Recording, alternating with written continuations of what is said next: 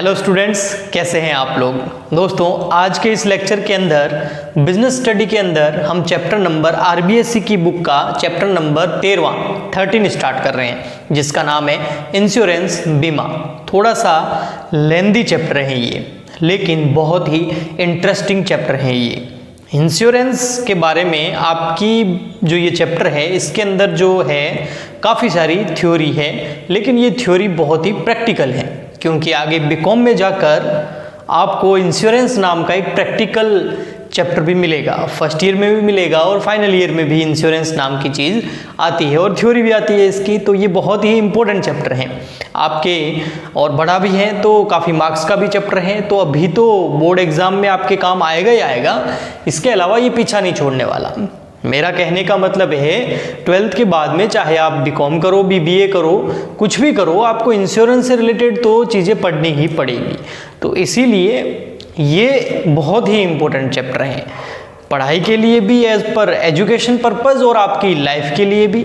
हाँ जी, आपने इंश्योरेंस के बारे में, बीमे के बारे में सुना ही होगा ना। घर में आपकी फैमिली में कई मेंबर्स ने अपनी लाइफ इंश्योरेंस कराया होगा, जीवन बीमा कराया होगा, तो उसी के बारे में तो पढ़ने वाले हैं हम लोग।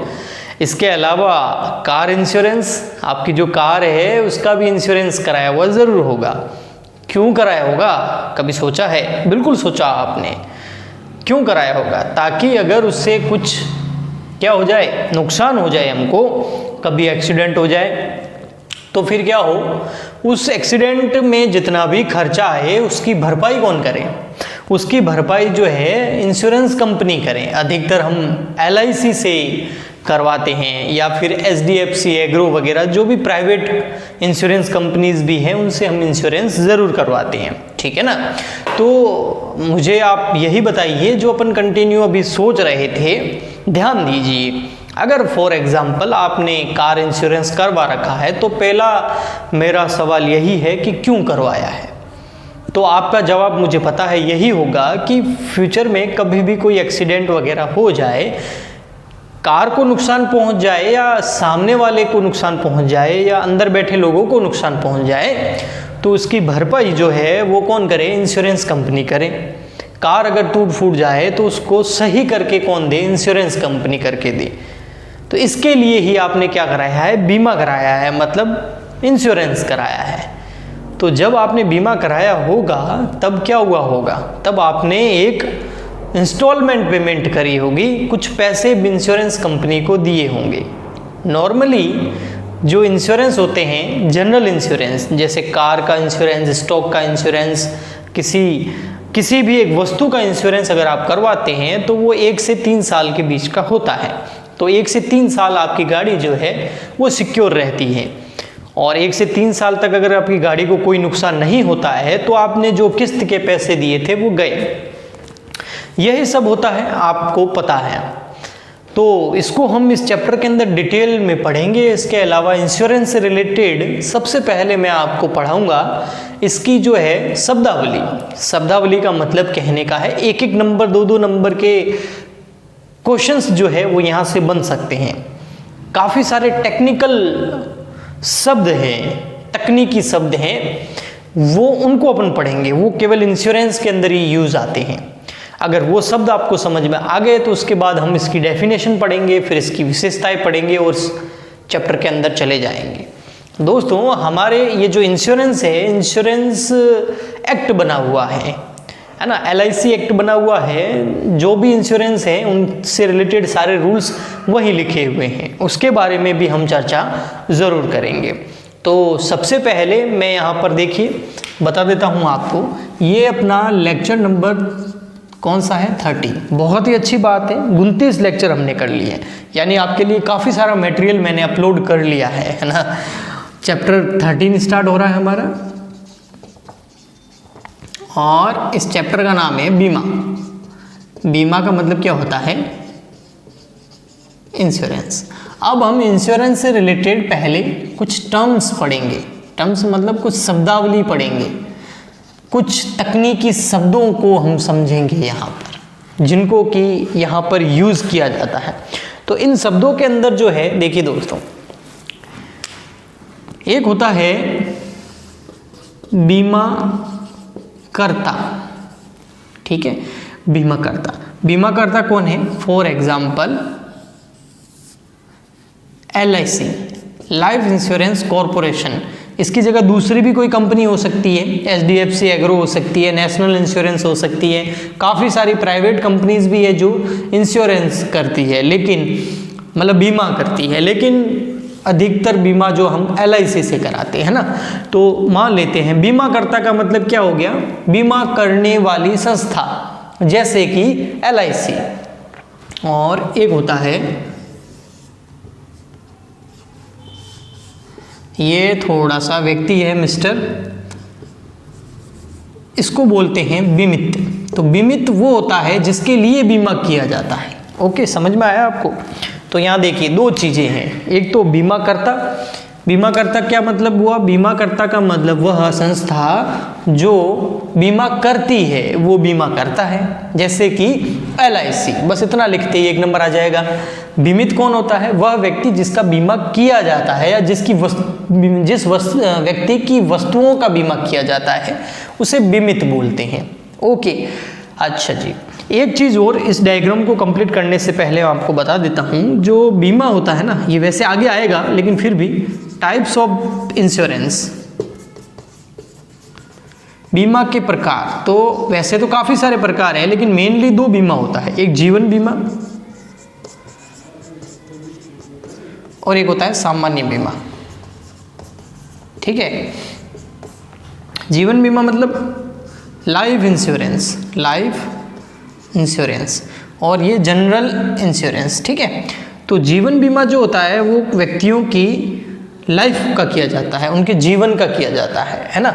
और सामान्य बीमा किसका किया जाता है? सामान्य, ये लाइफ पे किया जाता है ना, लोगों के जीवन का किया जाता है ना, इंसानों के जीवन का किया जाता है। और लाइफ इंश्योरेंस तो ये हो गया, और सामान्य बीमा जो होता है ना वो वस्तुओं का किया जाता है ना, जैसे कार, होम, घर, किसी फैक्ट्री का, स्टॉक का,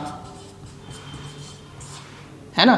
तो ये 2 तरह के बीमे होते हैं। जीवन बीमा का टाइम जो है वो बहुत लंबा होता है। ये सामान्य बीमा जो है, जैसे कार इंश्योरेंस है, वो 1 साल का होता था पहले, अब 3 से 5 साल का होता है एक साथ। ठीक है, मतलब आपके इंश्योरेंस के बदले आपको एक टाइम पीरियड तक क्या दी जाती है? सुरक्षा दी जाती है। हाँ जी दोस्तों, तो 2 प्रकार के बीमा होते हैं, जीवन बीमा और सामान्य बीमा। ठीक है, तो यहाँ पर आपको ये समझ में आ गया हूँ, मैं इसको हटा देता हूँ। आप थोड़ा यहाँ ध्यान दीजिए कि अपन इस डायग्राम पे वापस चलते हैं। अब ये है बीमा करता। बीमा करता कौन होता है? जो लोगों का बीमा करता है, जैसे कि LIC। बीमित कौन होता है? जो बीमा करवाता है, यानी कि जिसका LIC ने बीमा किया है। इस बीमित व्यक्ति द्वारा इसको हर महीने, हर साल, या 3 महीने में एक बार, या साल में 2 बार, यानी कि 6 महीने में एक बार एक किस्त दी जाती है। क्यों किस्त देता है? ताकि इसको अपनी रिस्क, अपनी जोखिमों से क्या मिले? सुरक्षा मिले। ठीक है, उस किस्त को बोलते हैं प्रीमियम। आगे समझ में? तो प्रीमियम क्या होता है? बीमित द्वारा बीमाकर्ता को जोखिमों से सुरक्षा के लिए चुकाई जाने वाली एक राशि क्या कहलाती है? प्रीमियम कहलाती है। कौन देता है? बीमित देता है। किसको देता है? बीमाकर्ता को देता है। ठीक है, अब वो मंथली होगी या ईयरली होगी, हाफ ईयरली होगी, वो डिपेंड करता है कि कौन सी पॉलिसी ली है आपने। ओके, ठीक है, तो ये आपको समझ में आया होगा। अब LIC और इस बीमित व्यक्ति के बीच में एक डॉक्यूमेंट तैयार होगा, जिसको बॉन्ड बोलते हैं, प्रलेख। एक डॉक्यूमेंट तैयार होगा, एक प्रपत्र तैयार होगा। इस प्रपत्र को बोला जाता है बीमा पत्र। क्या बोला जाता है? बीमा पत्र। तो ये भी क्वेश्चन आ सकता है कि बीमा पत्र क्या होता है। तो बीमा पत्र क्या होता है? बीमित और बीमाकर्ता दोनों के बीच में तैयार किया जाने वाला एक डॉक्यूमेंट, जिसमें बीमा से रिलेटेड सारी की सारी शर्तें, कंडीशन, उसका टाइम पीरियड, उसका अमाउंट, कितने का बीमा है, वो सब कुछ लिखा होता है। ओके, इसके बाद नेक्स्ट जो हमारा पॉइंट है वो है बीमा की विषय वस्तु। जैसे अब इस बीमित ने, इस नाम दे देते हैं मिस्टर राम ने, मिस्टर राम ने इंश्योरेंस किसका कराया, किस चीज़ का कराया? हो सकता है अपनी लाइफ का कराया हो, अपने जीवन का कराया हो जीवन बीमा, या अपने स्टॉक का कराया हो यानी कि अपने बिजनेस का कराया हो, या हो सकता है अपनी हेल्थ का कराया हो, या अपने जो बच्चे हैं उनकी लाइफ का कराया हो यानी कि फैमिली का लाइफ इंश्योरेंस कराया हो, या उनका हेल्थ इंश्योरेंस कराया हो। आजकल हेल्थ इंश्योरेंस भी बोल चल रहा है ना। और हो सकता है अपनी कार का इंश्योरेंस कराया हो, है ना। तो ये जिस चीज़ का इंश्योरेंस कराया जाता है, जिस भी चीज़ का, लाइफ का, स्टॉक का, बिजनेस का, कार का, जिसका भी इंश्योरेंस कराया जाता है उससे बोला जाता है बीमा की विषय वस्तु। क्या बोलते हैं? बीमा की विषय वस्तु। बीमा की विषय वस्तु क्या है? ठीक है, तो दोनों हो सकती है। मैंने बोला ना, जीवन बीमा भी हो सकता है और सामान्य बीमा भी हो सकता है। जीवन बीमा में वो खुद का इंश्योरेंस करा सकता है, अपने परिवार का जीवन बीमा करा सकता है, और अन्य में वो अपने स्टॉक का, अपने बिजनेस का, अपने कार का, अपने घर का हेल्थ इंश्योरेंस करवा सकता है। तो ये सब जो है ये बीमा की विषय वस्तु कहलाती है। ओके, अब देखिए, मान लेते हैं ये जो बीमा की विषय वस्तु है, मान लेते हैं बीमा की विषय वस्तु, फॉर एग्जाम्पल मान लेते हैं बीमा की विषय वस्तु जो है वो है आपके स्टॉक। स्टॉक समझ गए ना, उसका पड़ा हुआ माल, स्टॉक मान लो या कार मान लो, जो भी मान लो, ठीक है। और वो जो स्टॉक या कार है वो कितने रुपए का है? वो है 1 लाख रुपए का। और आपने, बीमित व्यक्ति ने, मिस्टर राम ने इस स्टॉक का या कार का, जो भी मानो, आपकी स्टॉक मानो या कार मानो, आपकी इच्छा, जो आपको समझ में आए, तो उस कार का मान लेते हैं 1 लाख रुपए की कार है और उसका मिस्टर राम ने इंश्योरेंस करा दिया LIC से। इसके बदले में उसने प्रीमियम पे कर दिया और एक डॉक्यूमेंट भी तैयार कर दिया जिसे बीमा पत्र बोलते हैं। तो यहाँ ये बीमा करता हो गया, पैसा जो दिया वो प्रीमियम हो गया, ये मिस्टर राम बीमित हो गया, और कार बीमा की विषय वस्तु हो गई, और जो डॉक्यूमेंट तैयार हुआ उसको बीमा पत्र बोलते हैं। लेकिन कार कितने की है? 1 लाख की। लेकिन जो इंश्योरेंस करवाया है ना, यानी कि अगर वो कार को कुछ भी नुकसान हो गया तो इंश्योरेंस कंपनी इसको देगी केवल 80,000 रुपये। क्यों? इस बीमा प्रलेख के अंदर, बीमा पत्र के अंदर लिखा हुआ है, क्योंकि इसको इतनी ही चाहिए। उसने बोला मेरी 1 लाख की गाड़ी है और इसके बदले में जो आप किस्त तय करोगे प्रीमियम की, वो मैं देने के लिए तैयार हूँ, ऐसा मिस्टर राम ने बोला। और तो बीमा कंपनी ने जो है पूरी जांच वांच करी और उसके बाद बोला कि हम इसके लिए, अगर गाड़ी को कुछ भी नुकसान हुआ तो ज़्यादा से ज़्यादा कितने रुपए भर सकते हैं? 80,000 रुपये ज़्यादा से ज़्यादा दे सकते हैं, इससे ज़्यादा नहीं देंगे। लेकिन कार है कितने की? कार है 1 लाख रुपए की। तो इसको बोलते हैं अल्प बीमा। क्या बोलते हैं? अल्प बीमा। तो अल्प बीमा का मतलब क्या हो गया? जब आप बीमा की विषय वस्तु जो है वो जितने रुपए की हो उससे कम का बीमा कराते हैं तो अल्प बीमा, और बीमा की विषय वस्तु जितने की भी है उससे अधिक का बीमा कराते हैं तो उसे बोलते हैं, उसे क्या बोलेंगे? उसे बोलेंगे आप अधिबीमा। क्या बोलेंगे? अधिबीमा। यानी कि जब आप गाड़ी का नुकसान होगा, और गाड़ी कितने की है? 1 लाख की, और बीमा कंपनी से आपने बीमा कितने कराया? 80,000 का। बीमा राशि कितने की? 80,000 की। तो ये अल्प बीमा है क्योंकि इससे कम का कराया। अगर इससे ज़्यादा का करा दिया तो उसे अधिबीमा बोलते हैं। तो आप समझ गए होंगे कि अल्प बीमा और अधिबीमा का मतलब क्या होता है। थोड़ा बहुत बुक से पढ़ोगे तो भी आपको समझ में आ जाएगा। नेक्स्ट चलते हैं हम दोहरा बीमा या पुनर्बीमा, दोनों में से कुछ भी कर सकते हैं। पहले देखिए, यहाँ कर लेते हैं पहले पुनर्बीमा कर लेते हैं। जैसे LIC, अब इसका मतलब समझिए, LIC है, ये LIC कंपनी है, ठीक है, लाइफ इंश्योरेंस कंपनी है, ठीक है। और यहाँ हम एग्जांपल ले लेते हैं मिस्टर राम का, ठीक है। और मिस्टर राम जो है अपना लाइफ इंश्योरेंस कराना चाहते हैं। क्या कराना चाहते हैं? लाइफ इंश्योरेंस कराना चाहते हैं, ठीक है। और लाइफ इंश्योरेंस कराना चाहते हैं और उसकी किस्त जो तय की गई, यानी कि मिस्टर राम बोल रहा है कि अगर मुझे कुछ हो जाए तो मेरे परिवार को कम से कम जो है 50 करोड़ रुपए चाहिए, 50 करोड़। तो ये क्या होगी? बीमा राशि। यानी कि मिस्टर राम की अगर डेथ हो गई तो उसके परिवार वालों को कितने मिलेंगे? 50 करोड़ रुपए। तो 50 करोड़ रुपए का बीमा कराया है तो उसका प्रीमियम भी बहुत ज़्यादा होगा। बिल्कुल सही बात है। तो मिस्टर राम को मान लेते हैं साल में कम से कम 10 लाख रुपए का प्रीमियम भरना पड़ रहा है, ठीक है। लेकिन फिर भी LIC को लगता है कि नहीं, इतनी बड़ी मैं रिस्क नहीं लूँ। हो सकता है कि मिस्टर राम 2 किस्तें भरने के बाद, यानी कि 10 लाख एक बार, 10 लाख एक बार, मान लेते 5 किस्तें भर दी तो भी कितने भरेगा, 50 लाख, लेकिन वापस देने कितने हैं, 50 करोड़। अगर राम मिस्टर जल्दी मर गया तो काम पक्का हो जाएगा, कंपनी को 50 करोड़ रुपए का पेमेंट करना पड़ेगा, है ना, क्योंकि रिस्क तो है। तो कंपनी चाहती है कि नहीं, मैं इतनी सारी रिस्क खुद नहीं ले सकती। तो LIC क्या करती है कि इस 50 करोड़ का जो बीमा करवाया है मिस्टर राम ने, ये LIC कंपनी इस 50 करोड़ के बीमे को किसी और कंपनी से करा देती है। मान लेते हैं करा देती है HDFC एग्रो, एक कंपनी है, इंश्योरेंस कंपनी है, एग्रो इंश्योरेंस, उससे करवा देती है LIC जो है इस 50 करोड़ में से 25 करोड़ का बीमा इससे करवा देती है। अब क्या होगा, इसको बोलते हैं पुनर्बीमा। इसको क्या बोलते हैं, पुनर्बीमा। अब समझना, इससे क्या होगा कि मिस्टर राम की अगर डेथ हो गई ना तो 25 करोड़ LIC देगी, 25 करोड़ HDFC देगी, तो पूरा भार LIC पे नहीं पड़ा। तो 25 करोड़ LIC देगी, 25 करोड़ HDFC देगी, 50 करोड़ का पेमेंट कर देंगे। तो HDFC को इसके बदले क्या मिलेगा, ये जो 10 लाख रुपए की मिस्टर राम हर साल प्रीमियम पे करेगा ना, इसमें 5 लाख की प्रीमियम LIC को मिलेगी और 5 लाख की किसको मिलेगी, HDFC को मिलेगी। यानी कि LIC ने मिस्टर राम का क्या करा दिया, पुनर्बीमा करा दिया, जिसको इंग्लिश में री इंश्योरेंस बोलते हैं। क्या करा दिया, री इंश्योरेंस। आया समझ में? ओके, मुझे पक्का पता है आपको समझ में आ गया होगा। अगर नहीं आया तो एक बार इसको थोड़ा सा पीछे लेके जो मैंने बोला उसको वापस ध्यान से सुन लेना।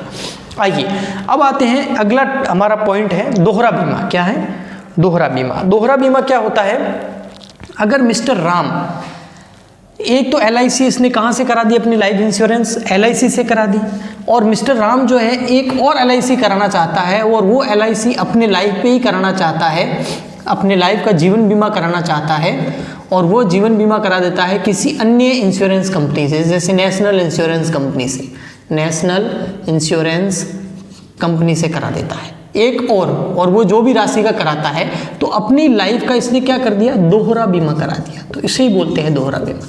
यानी कि जो बीमा की विषय वस्तु है उसका बीमा 2 जगह करा दे खुद ही, कौन, बीमित व्यक्ति, तो उसको दोहरा बीमा कहते हैं, ठीक है। पुनर्बीमा में ऐसा नहीं होता, पुनर्बीमा में तो LIC करवाती है उसका, है ना। फिर एक चीज और होती है इसमें, जैसे ये बीमा पत्र था, है ना, ये बीमा पत्र है ना, तो एक होता है कालातीत बीमा पत्र।